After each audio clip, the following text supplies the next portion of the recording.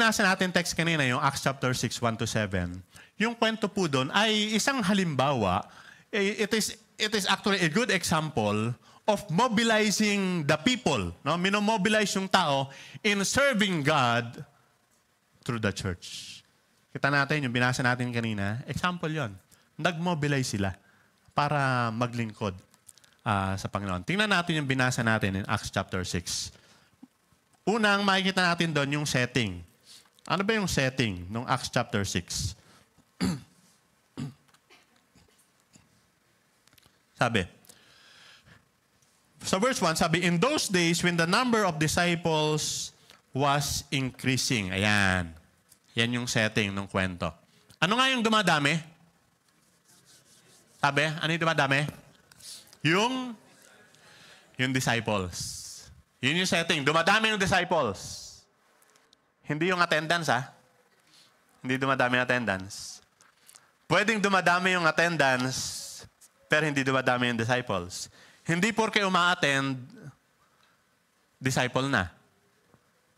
Tanong mo yung katabi mo, disciple ka ba? Hindi niya alam kung ano yung sasagot kung disciple ba. Pag sinabing disciple, literally, ibig sabihin ng disciple, learner or follower. No? Taga-sunod, sumusunod ka, at natututo ka, estudyante ka. Yun yung disciple, yung literal na ibig sabihin. So sabi doon sa setting, dumadami yung disciples, dumadami yung learners, dumadami yung followers. And dito po sa inatina namin kahapon, meron akong napulot dito na pwedeng maging definition ng disciple o learning. Pag sinabing disciple o learner ni Jesus, una, they know Jesus. They know Jesus. Pangalawa, they love Jesus. Hindi lang nila kilala si Jesus. Mahal nila si Jesus. Pangatlo, they abide in Jesus. Nananatili. Palaging kasama ni Jesus. Pangapat, they serve Jesus. Panlima, they proclaim Jesus, yung clasp. Know, love, abide, serve, and proclaim Jesus. Yun yung isang napulot ko dito sa inatina namin kahapon na pwedeng magde-describe sa isang disciple. Tanong mo nga ulit, base dun sa description. You know Jesus, you love Jesus, you abide in Jesus, you serve Jesus, you proclaim Jesus. Tanungin mo ulit katabi mo, disciple ka ba ni Jesus? Ang hina naman ng tanong. Balik tayo dun sa setting. Ang setting natin, sabi, the number of disciples is increasing. Dumadami sila. Tingnan natin, dun sa mga prior verses, papaano sila dumadami? Dito rin sa Acts chapter 2, ano yung basis na sinasabi na dumadami yung mga disciples? In Acts 2:41, sabi, those who accepted his message, pagkatapos mag-preach ni Peter to, sabi, lahat ng tumanggap ng message, nabautismuhan sila. No, nung natinanggap na yung message. And about 3,000 were added to their number that day. Imagine, isang araw, nag-preach si Peter, tinanggap nila yung message ni Peter, sumunod sila, nagpabaptize sila, and then 3,000 yung nadagdag. So, dumami kaagad. And then, in Acts chapter 4, verse 4, sabi, but many who heard the message believed. Acts 4, verse 4, marami sa mga nakarinig ng mensahe naniwala, and the number of men grew to about 5,000. Kanina, 3,000 lang, di ba? 3,000. And then, sa susunod na chapter 4, sabi, maraming naniwala na naman, and then, sa mga lalaki, binilang yung mga lalaki lang, 5,000 na kagad, mga lalaki pa lang. Hindi pa bilang yung mga babae doon. Normally, mas maraming babae. No? Pero yung lalaki binilang, 5,000. And then, dun sa chapter 5, verse 14, sabi, nevertheless, more and more, parami ng parami, no? More and more, men and women believe in the Lord and were added to their number. So, kaya ang sabi, the number of disciples increasing. Di ba? Kumbaga, 5,000 men, rough estimate, siguro mga 15,000 to 20,000, including women, elderlies, and young people. Kaya lang, eto, take note, minsan, pag dumadami, nagkakaproblema. May problema din pag dumadami. So, yung setting, dumadami sila, sa pagdami nila, may nakita silang problem. Balikan natin yung verse. In Acts, in verse 1, sabi, kumplituhin natin yung verse 1. Sabi, in those days when the number of disciples was increasing, the Grecian Jews among them complained against the Hebraic Jews because their widows were being overlooked in the daily distribution of food. Merong complain, merong nagreklamo. Ang dami nila dumadami sila. So, merong nagreklamo. Hindi ako magtataka kung meron kayong reklamo sa church. Ganun talaga. Meron talagang may reklamo. And then, dun sa reklamo nila, sabi, yung mga Grecian Jews, yung mga Greek-speaking Jews, nagrereklamo sila against mga Hebraic Jews. Yung Hebraic Jews, sila yung mga nakatira sa Judea, Jerusalem, sa Israel. Yung Grecian Jews, yun yung mga nanggaling sa labas. Galing sa labas. Mga outsider yan na nagpunta lang doon nung Day of Pentecost. And then, ang reklamo nila, sabi nila, na-overlook yung mga widows namin sa distribution ng food. Imagine sa church, may nagre-reklamo, hindi nakakakain. Meron bang hindi nakakain ng Sunday ng goto? May naubusan ba? Baka may naubusan. Sumobra ba? O baka ang reklamo, hindi nakapag-uwi. Pero imagine church ito, pero ang reklamo nila pagkain. Wala naman sila problema sa aral, wala naman sila problema sa teachings. Pero reklamo nila pagkain. Bakit? Kasi sa dami nga and then yung mga widows, di ba, widows, walang trabaho, walang magsusupport. Naging member sila ng church. Naging responsibility na ng church, meron tayong mga kasama dito, walang makain, pakainin natin. Kumbaga, hindi naman supposedly, di ba, ang primarily, kaya nandun yung church to handle or to provide yung spiritual needs. Yun yung primary, spiritual needs. Pero dahil alam natin, ang buhay, meron talagang pangangailangan. Merong walang pera, merong walang makain, merong may sakit, merong So, tinutulungan na rin. Kaya nga, mababasa natin the Book of Acts, meron sila na, halimbawa, yung may member ng church, may kakayahan siya, so may magbebenta siya ng property, bibigay niya sa mga disciples. Yung mga disciples naman yung nagmamanage para sabi, kung may pangangailangan, tulungan. Yun yung naging attitude. At magandang attitude ng church yun. Pag may nangangailangan, tutulungan. Kaya lang dito, meron nagreklamo. At yung reklamo nila, sabi nila, their widows were being overlooked. They were being overlooked. Tingnan ko yung word, yung reklamo. Anong reklamo? Now, overlook. Ano ibig sabihin ng overlook? Overlook, literally, tiningnan, look, pero lumagpas yung tingin. Diba? Tiningnan, pero parang hindi napansin. Lumagpas alam naman nila na kailangan ng pagkain, pero parang na-overlook, lumagpas, nalagpasan. Nung nalagpasan, siguro, yung Lord's Supper, meron bang nalagpasan? Baka may na-overlook. Nalagpasan. Pero tinignan ko yung ibang version sa NIV, saka itong Bible na ginagamit ko, ginamit niya yung word na overlook. Sa King James, saka sa ESV, ang ginamit na word was neglected. Uy. And ako, personally, titingnan ko, parang mas mabigat yung dating ng neglect. Kasi pag sinabing overlook, hindi lang napansin, nalagpasan lang na Pag yung na-neglect na, parang napabayaan na. So, pwedeng, sa NIV, may nakaligtaan Sa King James, pinabayaan kasi. Alam niyo, minsan yung reklamo, ganun minsan maliit lang naman, pero biglang lalaki na neglected. Napapabayaan. Napapabayaan yung mga widows. And then, ito matindi yung ginamit ng New Living Translation. Kasi yung word na ginamit ng New Living Translation, discriminated. Discriminated. Nadi-discriminate na kami. Porque sila mga Hebraic Jews, itong mga Hebraic Jews na to, porque mga taga rito sila, kami mga Grecian Jews, mga dayo kami. Kaya kaya nadi-discriminate kami. Pero tingnan ko yung original word, tama naman, ganyan naman talaga yung mga pwedeng maging translation ng original na Greek word na na ginamit. So, mga kapatid, pero ba dito feeling nyo na overlook kayo? Baka ang feeling ninyo, parang hindi kami napapansin. Yung pangangailangan namin, hindi natutugunan. Nane-neglect na kami ng MCF. At ang matindi pa dito, baka ang reklamo nyo, nadi-discriminate kami.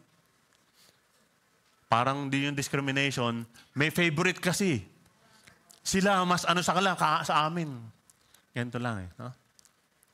Kung yun po yung nararamdaman ninyo, you could identify with the people in the early church. Meron din ganon. At kung titingnan natin, ako, itong early church pa naman na to, they have the best available leaders at that time. Ang huhusay ng mga leader nila, sino ba mga leader na to? Si Peter, the best preacher. Ang husay mangaral ni Pedro. Si John, the compassionate disciple. Mahabagin, maawain, mapagmahal. Kaya tinan yung mga writings ni John, it's full of compassion, full of love.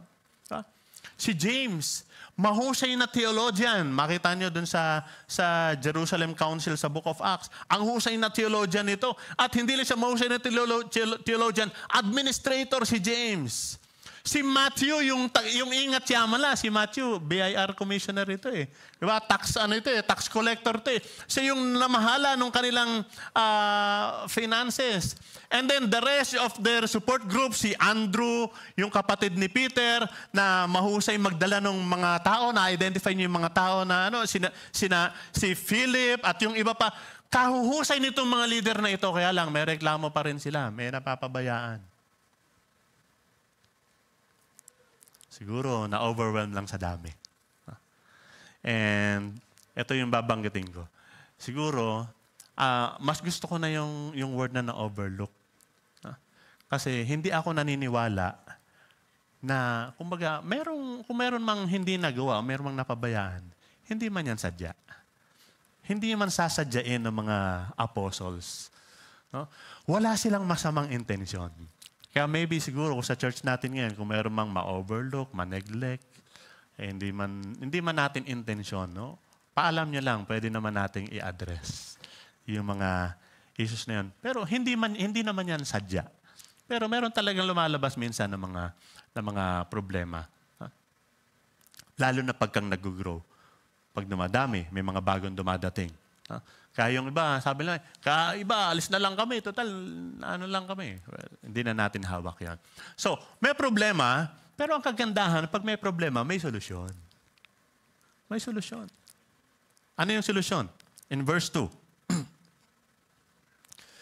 So, the 12 gathered all the disciples together and said, hindi naman tama.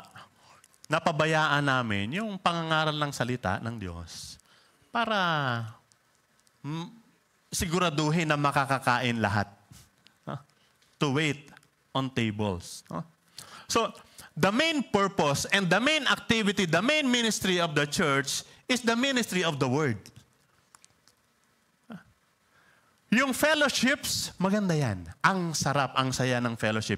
Yung social ministry, yung pagtulong natin sa mga nangangailangan, napakaganda niyan at mahalaga yan. But the ministry of the Word should not be neglected. Yung evangelism, yung preaching, yung teaching, yung counseling, discipleship, Bible studies, at kung ano-ano pa, ministry of the Word, hindi yan dapat pinapabayaan. Yan ang hindi dapat nawawala. Mawala na ang lahat. Huwag lang yan. Kaya tinawag ang church para dyan. Kaya ang sabi nila, hindi naman namin pwedeng pabayaan to. Pero hindi rin naman pwedeng pabayaan yung ibang pangangailangan. No? In fact, yung growth nila, yung pagdami nila, ay bunga primarily ng ministry of the Word. Kaya sila dumami. Kaya nandun yung mga tao because of the ministry of the Word. Hindi naman yan dumami dahil sa pagkain. Hindi naman yan dumami dahil sa pag-address nila ng mga social issues. Dumami sila dahil sa kanilang ministry of the Word. Yung previous chapter, in Acts chapter 5 verse 42, ito yung ginagawa nila. Sabi, day after day, in the temple courts and from house to house, they never stop teaching and proclaiming the good news that Jesus is the Christ. Yun yung ministry of the word. At sinasabi ng mga disciples, alangan namang pabayaan namin ito.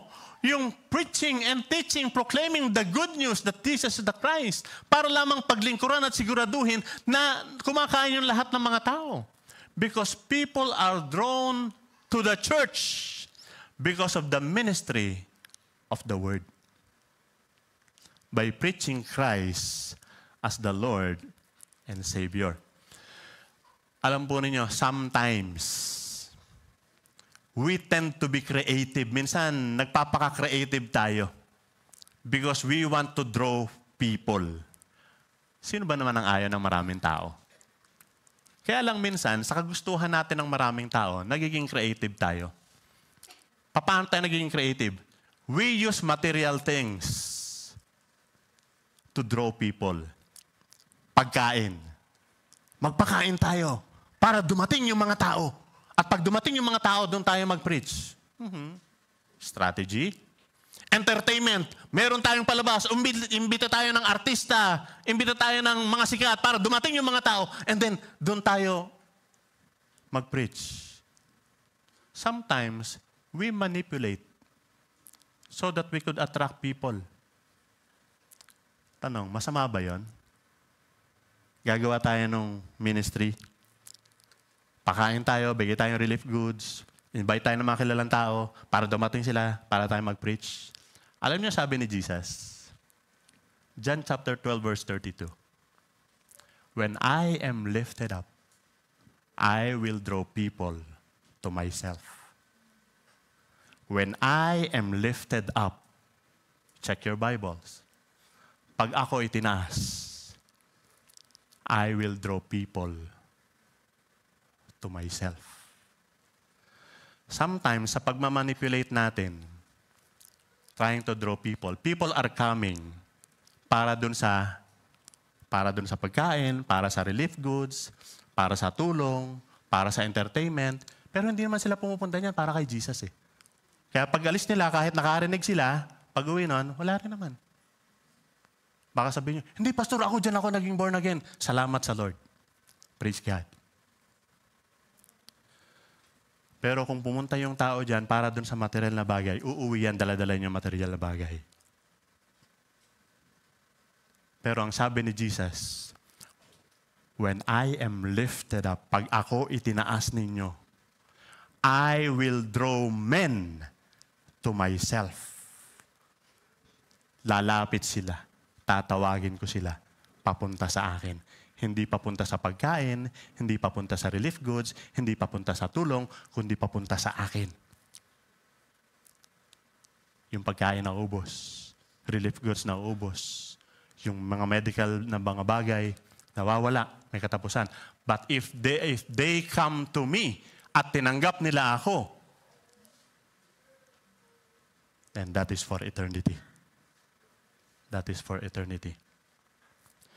When we try to draw people using other things, they come for that attraction. And minsan, masaya tayo, lalo na pag nag-respond sila sa altar call. Ido-document na natin yan, post na natin. Wow, ang dami. Pero, totoo ba yan? Totoo kaya yung mga response? Merong isang kilalang preacher, sabi ni Charles Spurgeon, we slander Christ when we draw the people by something else but the preaching of Christ crucified. We slander Christ. Sinisira natin si Kristo. Pagkang dinodraw natin yung mga tao, gumagamit tayo ng mga bagay, but that preaching of Christ crucified. Are we slandering Christ by drawing people by something else? Kaya ang sabi ng mga apostle, it is not right, hindi tama na ineneglect natin yung ministry of the word para lang i-address itong mga ibang mga pangailangan, but mahalaga naman sila eh. Mahalaga naman, ministry yan eh, gawain yan eh. So, hindi rin natin pababayaan meron tayong gagawin. Susunod ng mga verses, sabi niya, mga kapatid, pili kayo ng 7, choose 7 men, yan, full of spirit and wisdom. Ibibigay namin sa kanila yung responsibility na ito para hindi namin mapabayaan yung ministry of the word. Para hindi, tuloy-tuloy pa rin ito. Tuloy-tuloy yung pangangaral, tuloy-tuloy yung ating pagtuturo tungkol kay Kristo. Pero i-address pa rin naman natin ito. Alam nyo, merong iba't ibang pamamaraan to address the problem. No? Una, pwedeng sabihin ng mga apostles, well, they can dismiss the problem. Sabihin na, hindi, wala namang problema, reklamador lang naman talaga yan. Meron naman talagang ganun di ba? Wala namang problema, mahilig lang talaga magreklamo. Ha? Compare lang yan. Gumagawa lang ng gulo yan. Pwede lang i-dismiss yun. Or, pwedeng gawin ng mga disciples, teka, kanino bang trabaho yan? Sino bang may responsibility niyan? Pwedeng hanapin lang kung sino sisisihin. Ha?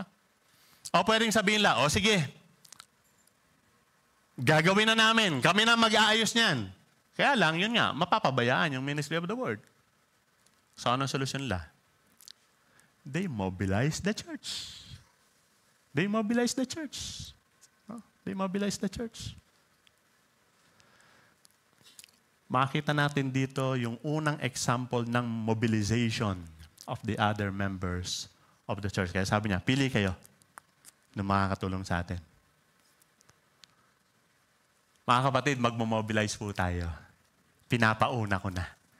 Kaya nga tayo nag-spiritual gift survey Para alam niyo na kung ano yung gift ninyo.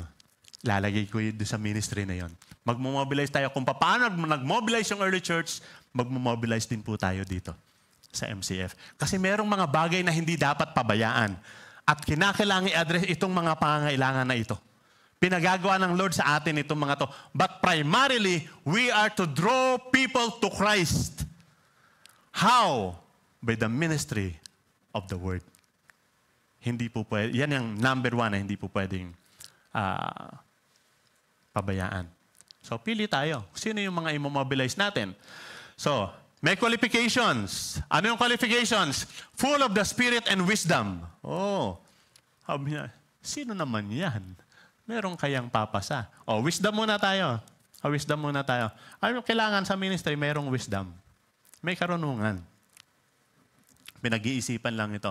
Ito, ano lang ito, kumbaga, parang reflection lang. Karanasan natin itong nakaraan. Di ba? May ilang bagyo yun dumaan. May mga baha. No, may mga binaha. So, ang response ng MCF, relief goods. At ay relief goods. Tulungan natin yung mga nabahaan. Ha? Meron tayong ayuda. Relief goods. Para sa mga binaha. Pero, kailangan ng wisdom dito May mga binaha, pero hindi naman kailangan yung ayuda. Merong mga hindi binaha, pero alam natin kailangan ng tulong. Ano gagawin natin? Yung bang hindi nangangailangan pero binaha, kahit hindi niya kailangan, bigyan pa rin natin? Ay, tama lang. Kasi pagkang hindi sila binigyan, baka sabihin nila, bakit ako? Kailangan ko din, binaha din naman ako. Paano yung hindi naman binaha pero kailangan din ng tulong? Sabihin namin, hindi ka naman binaha bahain ka muna. Ganun ba? Ang ministry kailangan ng wisdom. Kailangan ng wisdom yan. Exclusive ba yan sa binaha o bibigyan kahit hindi binaha? So, merong pag-iisip sa pag-address ng ministry. And then, yung wisdom na yon, saan manggagaling yon? Dun sa full of the Spirit. Kinakailangan, puspos ng Espiritu. Ano ba ibig sabihin nun? Ano ba ibig sabihin ng puspos ng Espiritu? Sino dito filled by the Spirit? Uy, nahiya sila magtaas ng kamay. Halimbawa, mayroong sasabihin niya, may Espiritu, kaya kang paiyakin, pasigawin, palundagin, pasayawin, habang umaawit, nagpupuri sa Diyos. Ang ganda ng Spirit na yan. Pero hindi kanya kayang bigyan ng kauhawan sa salita ng Diyos. Sa salita ng Diyos. Wala kang kauhawan sa salita niya. Holy Spirit ba yan? Kahit naglulundag, nagsasayaw, nag-iika ka sa pag-aawit, pero walang kauhawan sa salita ng Diyos. hindi nag-i-involve sa ministry, walang desire to be involved in the ministry, pero live na live sa praise and worship, laging busy, walang availability, tapos hindi kayang alisin yung kasalanan sa buhay, patuloy pa rin sa pumuhay sa kasalanan, pero pagka nag-worship, talaga namang Holy Spirit ba yan? O emotionalism lang? Pag-aaralan natin sa growth class yan, yung Holy Spirit. Kanina nagsimula na tayo, ano pinaniniwalaan ng church tungkol sa Bible. Yung statement of faith natin, dadaan tayo dyan sa Holy Spirit, madidiscuss natin yan. So tingnan natin, ano yung naging basis nung full of the Holy Spirit? So sa mga previous chapters and verses, makita natin papaano ipinakita yung Holy Spirit sa kanila. In Acts 2:37-38, sabi dito, when the people heard this, nung narinig nila yung preaching ni Peter, sabi, they were cut to the heart. Ibig sabihin, talagang naramdaman nila. They were cut to the heart. Na-konsensya, na-convict sila. Diba? And then, sabi nila, anong gagawin namin? Sabi ni Peter, magsisi kayo sa kasalanan ninyo, magpabautismo kayo, and you will receive the gifts of the Holy Spirit. Ano pa? In Ephesians chapter 1, ito makita natin about the Holy Spirit. Sabi, and you were included, Ephesians 1, and you also were included in Christ.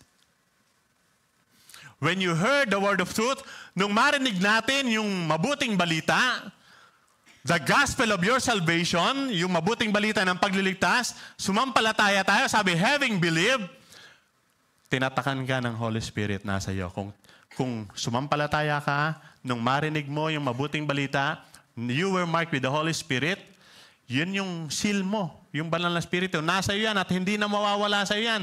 The promised Holy Spirit, who is a deposit guaranteeing our inheritance until the redemption.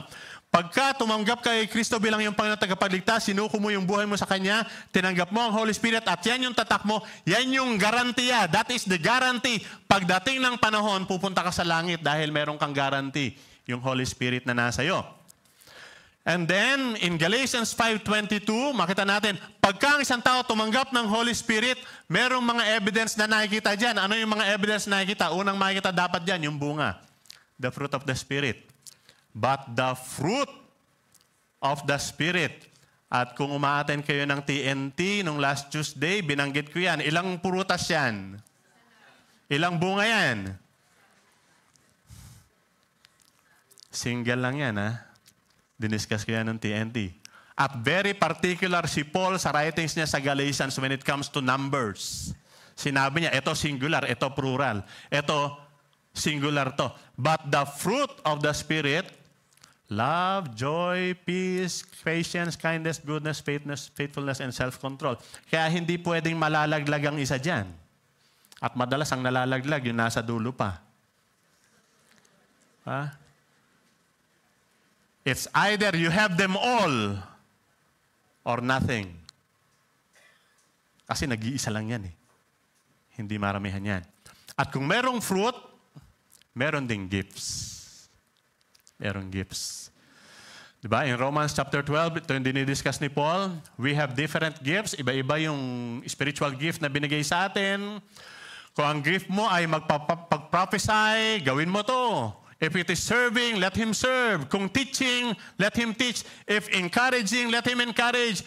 If it is contributing to the needs of others, yun po yung gift of giving, ha? Ang gift of giving, hindi yung pagka nagtatides ka, may gift of giving ka na. Hindi po. Ang gift of giving is contributing to the needs of others. Nakita mo, meron pa ang kailangan nila. Meron akong itutulong. Itutulong ko. If it is contributing to the need of others, that's the gift of giving. Let him give generously.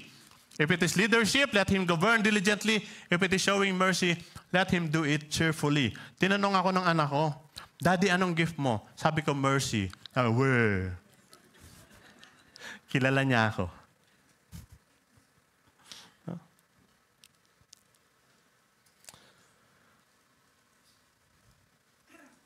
Balik tayo doon sa pinag-uusapan natin. Ang pipiliin nila, 7 men, full of the Spirit and wisdom. Full of the Spirit and wisdom. So, yung 7 men na yon na full of Spirit and wisdom, sabi, kaya sila tatawagin para i-delegate sa kanila, i-turn over sa kanila yung responsibility na yon. At lilinawin natin, yung tatawagin na yon, magsaserve sila in the same way that the 12 are also serving. Balikan natin yung kabuuan na yon, yung Acts 6, 2 hanggang 4. Sabi, so the 12 gathered all the disciples together and said, it would not be right for us to neglect the ministry of the Word of God in order to wait. Sa ibang salin, ang ginamit dyan, to serve. At ang original word nun, yung diakonein.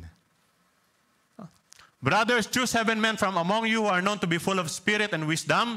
We will turn this responsibility over to them and will give our attention to prayer and the ministry of the word. Yung ministry of the word, yung original word na ginamit doon is diakonia. Parehas yung diakonein at yung diakonia nanggaling doon sa pinaka-root word nila na diakoneo. Na ang ibig sabihin ay to serve. Ngayon, ang point is this. Yung apostles, yung 12 apostles, 12 sila ha? Bakit 12? Di ba wala na si Judas? May pumalit si Matias. No? Napalitan na siya. So yung 12, magsaserve sila at yung word na ginamit yung diakonia, ministry of the word, magsaserve sila by the ministry of the word. Yung 7, magsaserve din sila in the ministry of serving food. But yung 12 at yung 7, parehas nagsaserve. Parehas silang servants. Parehas servants. And lilinawin ko po, walang mas mataas sa kanila. Parehas lang silang naglilingkod. Parehas silang nagsiserve. They are both servants of the Lord Jesus Christ. Nanggaling ulit sa word na diakoneo, to serve. Kaya, halimbawa, yung deacons natin, yung diakonos, doon din nanggaling yun. Yung salita na yun. Diakonos, deacons, meaning servants. Ang point, ano yung point? Ano ba pinag-uusapan natin dito? The all-important role of servanthood, yung paglilingkod. The apostles, the 12 are servants. Itong 7 na tinawag na deacons are also servants. At tayo, magmobilize tayo sa church because tayo na tinawag ng Diyos to be part of the church are called to serve. We are also servants. Bakit tayo tinawag sa paglilingkod? Dahil ang Panginoon natin na tumawag sa atin ay servant din. Paano ba pinakilala ni Jesus yung sarili niya? In Mark 10:45, sabi niya, for even the Son of Man did not come to be served. Next slide, please. Did not come to be served, but to serve. Yung mga original word na ginamit sa Book of Acts, ginagamit din ni Jesus sa pagpapakilala niya sa sarili niya. Sabi niya, the Son of Man did not come to be served, diakonethenai, but to serve, diakonesai, and to give His life as a ransom for many. The Lord Jesus Christ served. Papaano? By giving His life as ransom for many. Yun yung kanyang paglilingkod. Kung ang ating Panginoon, kung ang ating leader ay naglingkod, tayo ay maglilingkod din, di ba? Follow the leader. So, yun yung proposed solution. Ano yung inadapt nila? Anong ginawa nila? In verses 5 to 6, sabi, this proposal pleased the whole group. Maganda yan, yung proposal. It pleased the whole group.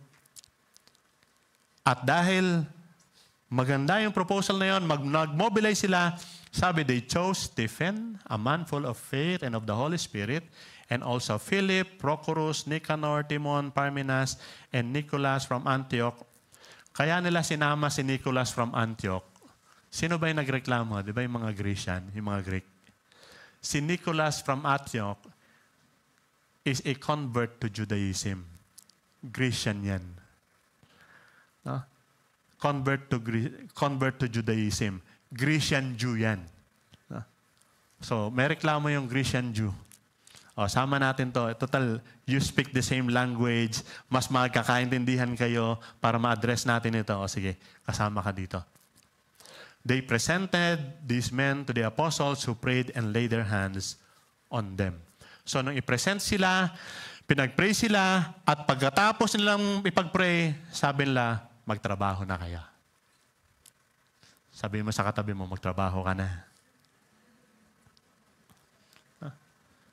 So, pinag-pray sila, and then, pinagtrabaho na sila. O, sige. Hindi namin ine-neglect yung ministry of the word. Patuloy ito. Ngayon, merong ibang mga dapat gawin, let's mobilize. Gawin yung ibang dapat gawin. Kinakailangan nagagawa lahat. Para magawa lahat, kailangan mag-mobilize tayo. Anong resulta ng mobilization na ginawa nila in verse 7? Sabi, so, the word of God spread. Okay tayo? Hindi napabayaan yung ministry of the word. Eh di lalo silang dumami. Yung susunod na mga verses mabasa natin, lalong dumami pa yung mga disciples. Why? Because the word of God spread. Kasi yung mga apostles na binigyan ng duty, binigyan ng responsibility to minister by proclaiming Christ as the Savior, patuloy nilang nagagampanan yung kanilang pagkatawag. The word of God spread. And the number of disciples in Jerusalem increased rapidly. Lalo pang dumami. At habang dumadami sila, malamang dumadami rin yung problema. Dumadami yung pakakainin, dumadami yung tutulungan, dumadami. At hindi na naging problema yon because I do believe, makikita natin later on, wala mang specific na binanggit na tumawag ulit sila, pero makikita natin maraming tumulong dun sa mga deacons. At yung buong church, nagtutulungan na sila. They addressed yung mga concerns. Sabi, the number of disciples in Jerusalem increased, and a large number of priests became obedient to the faith. Naging masunurin sila. Tanungin mo yung katabi mo, obedient ka ba? Kasi magmobilize tayo. Mahirap pagka merong hindi obedient. So, ang resulta, ganda nitong kwento natin eh. May problema. May solusyon. Nung mabigyan ng solusyon, ito, resulta. Ang ganda ng resulta. Patuloy yung kanilang paglago. Anong application nito sa atin ngayon? Anong application to? It challenges us to be disciples. It challenges us to be servants. At pagkang disciple ka, pagkang servant ka, nagsiserve ka. Nagsiserve. So, let me end with a challenge. Challenge sa atin. Pero yung challenge, manggagaling pa rin sa sulat ni Paul. In Ephesians chapter 4, ito yung sabi ni Paul. Ephesians 4. Sabi, it was He, ang Diyos, it was He who gave some to be apostles, some to be prophets, some to be evangelists, some to be pastors and teachers. Ang Diyos ang nagbibigay sa church. Nagbigay ang Diyos ng apostle, nagbigay ng prophet, nagbigay ng evangelist, nagbigay ng pastor, nagbigay ng teacher. Para ano? To do the work of ministry? Ganun ba? Total, sinusweldohan na natin si pastor. Di gawin niya yung ministry. Yun ba yung sinasabi ng Bible? Anong sabi ng Bible? Nagbigay ang Diyos ng apostles, prophets, evangelists, pastors, and teachers to prepare God's people for work of diaconia.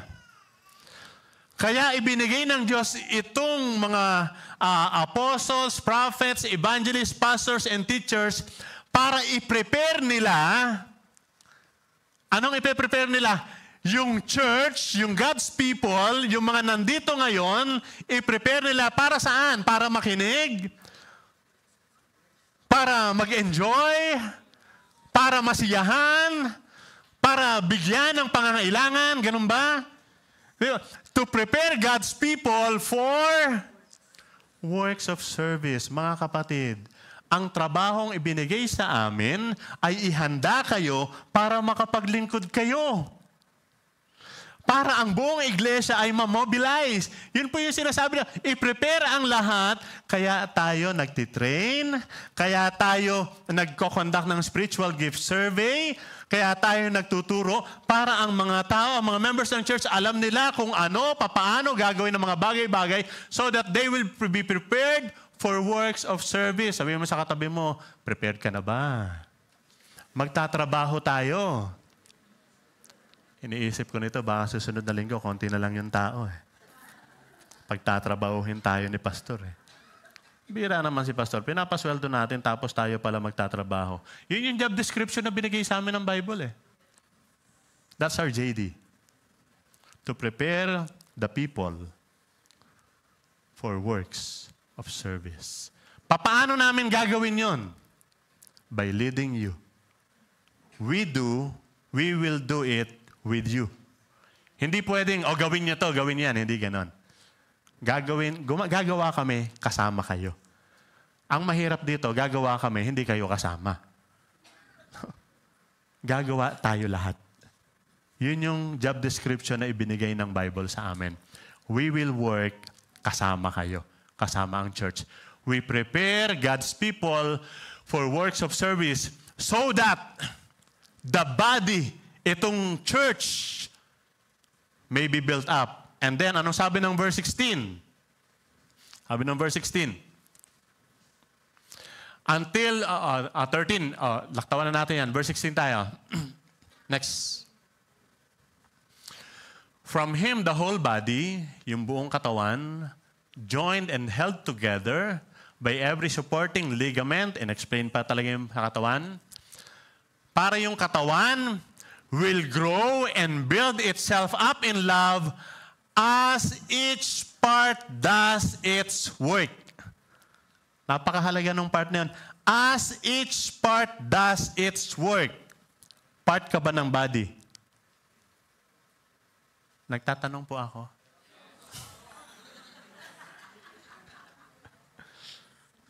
Kung part ka ng body, meron kang function. Kung meron kang function, dapat nagpa-function ka. Sabi kahapon doon sa inatinan namin, ang part lang ng body na walang function ay libag. At yung libag ay hinihilod para matanggal. Pag hindi nag-function, baka mahilod. Pero part tayo ng body at sabi, as each part does its work.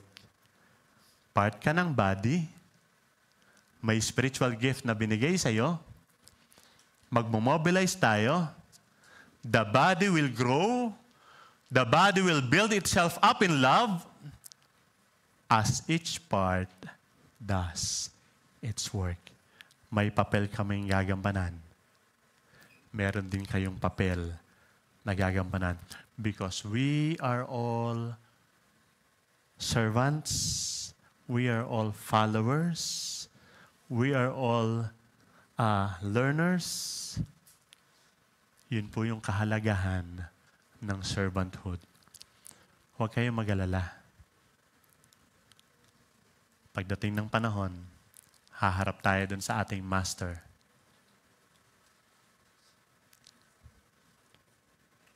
Sabihin niyo, wag naman ngayon, pastor. Wag ba? Hindi pa ngayon. Hindi pa ngayon. Haharap tayo sa ating master. At pagharap natin sa master natin. Ano yung gusto niyong marinig? Yan. Lahat tayo gusto nating marinig pagharap natin sa master natin, sasabihin ng master. Ang master si Jesus Christ, sasabihin niya, well done. Hindi medium rare o raw ha. Well done. Sakto. Tama. Mahusay. Magaling. Well done. My good and faithful servant. Panginoon, salamat po sa pagtawag niyo sa amin. Iniligtas niyo kami nang kami sumampalataya sa Panginoong Jesus. Nilagay niyo kami sinangkap sa church at meron kayong gusto na papel na gagampanan namin sa church. Lord, continue to speak to us. continue to challenge us. Continue to equip us, Lord, para magampanan namin yung papel na dapat namin gampanan bilang bahagi ng inyong katawan. Turo niyo, Panginoon, kung anong gagawin namin. Ang lahat ng mga hindrances or hadlang, tinitiwala namin sa inyo, mapagtatagumpayan sa inyong biyaya at kalakasan. Thank you, Lord, sa pag-minister sa bawat sa amin. We pray this in Jesus' name. Amen. God bless you.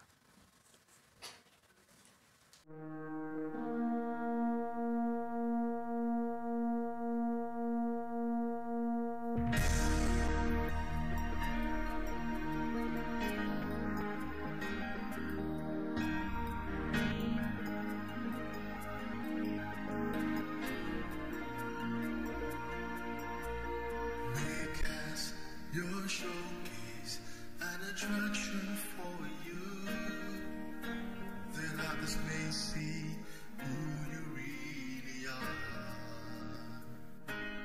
and what you can do. And once they know you, they will love and serve you.